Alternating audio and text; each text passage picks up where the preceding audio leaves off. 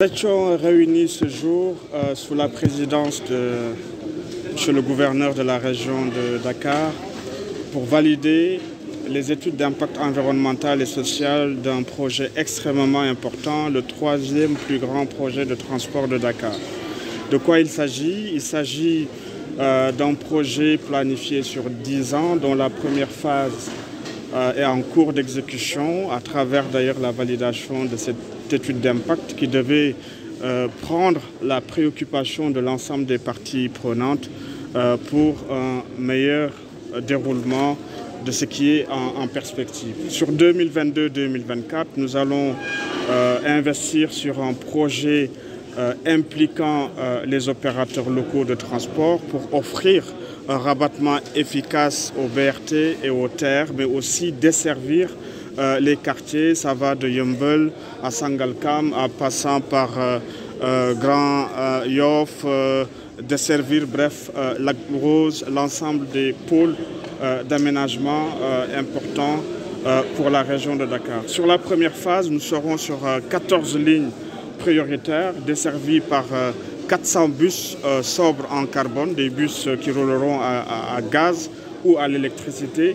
Sur l'ensemble du projet, nous avons 32 lignes prioritaires, environ 1000 bus. C'est ce que nous allons dérouler en deuxième phase avec une implication réelle des communautés. C'est ce que nous sommes venus achever aujourd'hui. Pour cette première phase, nous sommes sur 210 milliards qui vont permettre de faire des aménagements d'infrastructures, qui vont permettre de s'intéresser aussi à l'assainissement en continuité des efforts déjà déployés par l'État du Sénégal, de l'éclairage public. Nous allons avoir 2 dépôts importants pour le remisage, le stationnement des bus, comme je vous disais, gaz et électrique. Et nous allons aussi avoir 18 terminales.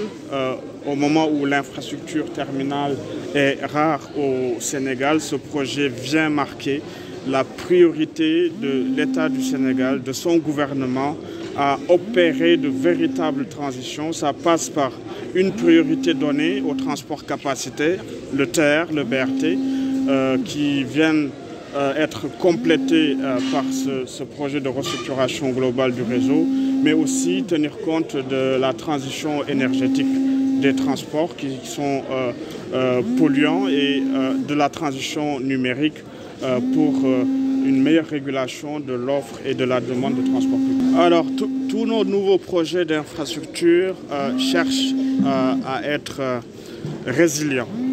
Je voudrais citer un exemple, le train express régional et le projet de BRT.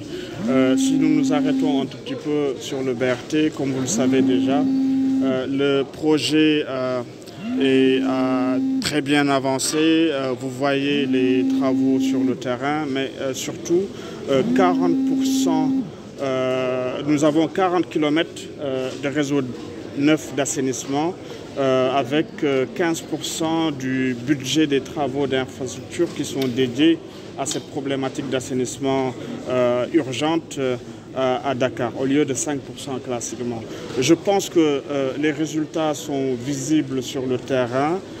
Nous allons renforcer clairement avec l'évaluation que nous ferons avec cette période pluvieuse pour parachever notre ambition et tenir notre promesse d'assainissement sur le couloir du BRT. Mais d'ores et déjà, nous pouvons constater que les résultats sont satisfaisants.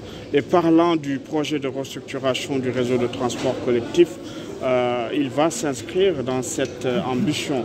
Naturellement, faire des routes pour redonner de la capacité à des bus, pour mieux circuler, pour une performance économique et un environnement amélioré. Mais dans cette ambition d'environnement amélioré, au cœur, nous mettrons en place avec toutes les parties prenantes le dispositif d'assainissement nécessaire pour que les routes soient protégées et que l'infrastructure soit résiliente. Alors, vous avez vu le communiqué du CETUD qui invitait tous les opérateurs de transport public à Dakar à venir déposer leur licence et agrément de transport relativement à la fin d'une première phase du programme de renouvellement du parc qui visait 2500 licences de transport public urbain. C'est ce que la base de données qui a été clôturée depuis 2005 indiquée comme parc à renouveler. Donc ce qui va se passer, c'est que nous avons initié une nouvelle phase du programme. Cette nouvelle phase va s'intéresser au renouvellement du parc. Récemment, l'association de financement des transports urbains a signé une convention de financement pour 1000 bus.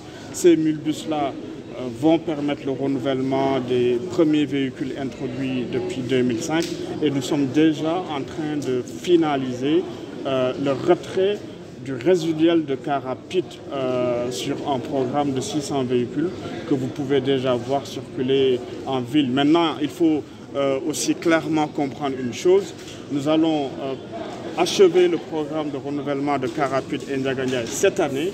Comprenez aussi que les Ndiaga Ndiaye et car rapide, surtout immatriculés interurbains et qui circulent à Dakar, ces véhicules-là donnent en réalité l'illusion de la non-effectivité du retrait alors que des efforts importants sont déroulés. Pour ces véhicules-là qui n'ont pas de licence urbaine et qui continuent à circuler à Dakar, avec le renforcement du parc de Dakar Dem Dikk, celui de l'AFTU et des projets majeurs de l'État du Sénégal, le TER et le BRT, nous allons les accompagner à avoir des programmes conformes à leur marché qui est l'interurbain et qui n'est pas de transporter de manière illégale des voyageurs dans la capitale sans respecter les conventions d'exploitation.